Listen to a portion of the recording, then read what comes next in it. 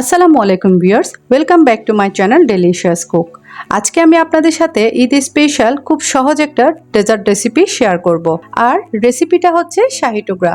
হতে পারে নামটা শাহী টুকরা, কিন্তু খেতে এর কোনো অংশে কম না। একবার মুখে দিলে মনে হয় যেন হারিয়ে যাবেন। আর এটা বানানো খুবই সহজ, তবে উপকরণ কিন্তু খুব একটা বেশি লাগে না। তাই আমি চেষ্টা করেছি খুব সহজভাবেই অল্প উপকরণ দিয়ে আজকের রেসিপিটা তৈরি করতে।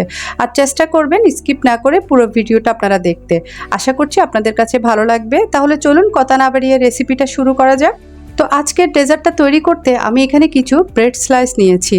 চেষ্টা করবেন এখানে হোয়াইট ব্রেডটা ইউজ করতে, অন্য কোনো ব্রেড এখানে ইউজ করতে যাবেন না, তাহলে ডেজার্টটা খেতে ভালো লাগবে না। তারপর আমি ব্রেডের চারপাশটা ঠিক এইভাবে কেটে আলাদা করে নিচ্ছি। তবে আপনারা চাইলে ব্রেডের ব্রাউন অংশটাও রেখে দিতে পারেন, তবে এই ডেজার্টটা খেতে কিংবা দেখতে তেমন একটা ভালো লাগবে না, তাই আলাদা করে নিলেই ভালো হয়। এবার এই ব্রেডগুলোকে আমি আমার পছন্দ মতো সাইজে কেটে নিচ্ছি। তবে আপনারা এখানে যে কোনো স্কোয়ার শেপ অথবা যে কোনো শেপে কেটে নিতে পারেন। তো আমি এইভাবে সবগুলো ব্রেড স্লাইস খুব সুন্দরভাবে কেটে নিয়েছি। তারপর চুলায় একটি প্যান বসিয়ে তাতে দিয়ে দিচ্ছি 3 কাপ লিকুইড মিল্ক। এবার আমি লিকুইড মিল্কটাকে একটু নাড়াতে থাকবো, আর নাড়াতে নাড়াতে এটার মধ্যে একটা বলক আনতে হবে। তবে আপনাদের হাতের কাছে যদি লিকুইড মিল্কটা না থাকে, সেক্ষেত্রে আপনারা এটা পাউডার মিল্ক দিয়েও তৈরি করতে পারেন।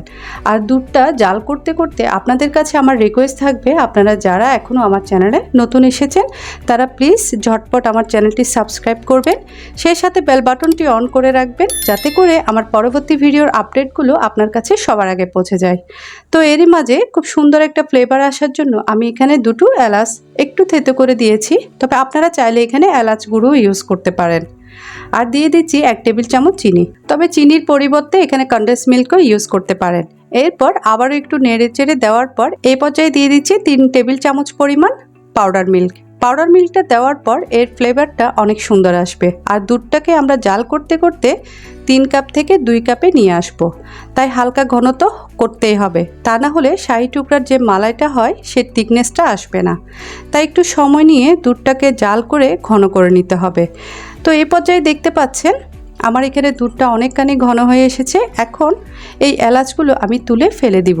1 কাপ ঠান্ডা দুধের মধ্যে আমি 2 চা চামচ কাস্টার্ড পাউডার গুলে নিচ্ছি। তবে এখানে জাফরানও ইউজ করতে পারেন। সামান্য কুসুম গরম দুধের মধ্যে জাফরানটা মিক্স করে কিছুক্ষণ রেখে দিবেন। তারপর দুধটা যখন ঘন হয়ে আসবে তখন তার সাথে মিক্স করে দিবেন। দেখবেন খুব সুন্দর একটা কালার এবং ফ্লেভার এসেছে। আর এদিকে দেখতে পাচ্ছেন কাস্টার্ড পাউডারটা দেওয়ার পর দুধটা অনেকখানি ঘন হয়ে এসেছে। তো এবার একটু নেড়ে চেড়ে কিছু কাঠবাদাম কুচি দিয়ে দিচ্ছি। আপনারা চাইলে এখানে যে কোনো ড্রাই ফ্রুটসও ইউজ করতে পারেন। আর এটা যেহেতু রেডি হয়ে গিয়েছে, তাই আমি চুলাটা অফ করে নামিয়ে নিচ্ছি। তারপর এদিকে আমরা যে ব্রেড স্লাইসগুলো কেটে রেখেছিলাম তা এখন একটু অল্প ঘি দিয়ে উল্টে পাল্টে হালকা ভেজে নিব। আপনারা কিন্তু এখানে ঘিয়ের পরিবর্তে বাটারও ইউজ করতে পারেন। যেহেতু এটা ব্রেড, তাই খুব তাড়াতাড়ি ব্রাউন কালার হয়ে যাবে। তবে আপনারা চাইলে এখানে অর্ধেকটা ঘি আর অর্ধেকটা বাটার দিয়েও এটাকে ভেজে নিতে পারেন। আর খেয়াল রাখবেন ব্রেডগুলো যেন অতিরিক্ত পুড়ে না যায়, এতে করে ডেজার্টটা খেতে ভালো লাগবে না। এবার উল্টিয়ে পাল্টিয়ে যতক্ষণ না খুব সুন্দর একটা কালার হয় ততক্ষণ পর্যন্ত আমরা এটাকে ভেজে নিব। দেখতে পাচ্ছেন আমি খুব সুন্দর করে ব্রেডগুলো ভেজে নিয়েছি। আপনারা চাইলে এভাবে কম ঘিতেও অথবা বাটারে ব্রেডগুলো ভেজে নিতে পারেন। সেক্ষেত্রে আপনারা যখন পাউরুটির উপর থেকে মালাইটা দেবেন তখন পাউরুটিটা খুব দ্রুত নরম হয়ে যাবে। তো এইভাবে আমি সবগুলো পাউরুটি ভেজে তুলে নিয়েছি। এখন আমরা চিনির শিরাটা তৈরি করব। তার জন্য দিয়ে দিচ্ছি 1/2 কাপ চিনি আর 1 কাপ পরিমাণ পানি। চিনি এবং পানিটাকে খুব ভালোভাবে মিশিয়ে জাল করে নিতে হবে। কিন্তু আমাদেরকে এটা 1 তার কিংবা 2 তার এরকম কিছুই করতে হবে না। জাস্ট একবার বলক উঠে আসলেই আমাদের চিনি পানির শিরাটা তৈরি হয়ে যাবে। আর এখানে আপনারা চাইলে সুন্দর একটা ফ্লেভার আসার জন্য অল্প একটু কেওড়া জলও দিতে পারেন, তবে এটা অপশনাল। এবার চিনির শিরাটা আর দুধের মালাইটা মোটামুটি আমাদের ঠান্ডা হয়ে এসেছে। প্রথমে পাউরুটিটাকে খুব দ্রুত চিনির শিরার মধ্যে একটু কোট করে নিব। খুব বেশিক্ষণ রাখলে কিন্তু পাউরুটিটা নরম হয়ে যাবে, তাই চেষ্টা করবেন এই কাজটা খুব দ্রুত করতে। তাই আমি যত দ্রুত সম্ভব পাউরুটিগুলোকে শিরার মধ্যে কোট করে একটা প্লেটে তুলে নিচ্ছি। তারপর যে ডিশে আমরা সার্ভ করব সেই ডিশে পাউরুটিগুলো সাজিয়ে দিচ্ছি। আপনারা যেভাবে চান সেভাবেই কিন্তু পরিবেশন করতে পারেন। আপনারা যদি মালাইটা একটু পাতলা চান তাহলে সেক্ষেত্রে দুধটা একটু বাড়িয়ে দিবেন। আর যদি একটু ঘন খেতে চান তাহলে আমার মতো করে মালাইটা তৈরি করে এভাবে উপর থেকে ছড়িয়ে দেবেন। দেখবেন এটা দেখতে যতটাই না সুন্দর, খেতে কিন্তু অনেকখানি মজার। একবার মুখে দিলেই মিলিয়ে যায়। আর আপনারা বাসায় এটা ট্রাই না করলে বুঝতেই পারবেন না যে এই ডেজার্টটা খেতে কতটা টেস্টি আর ইয়ামি হয়েছে।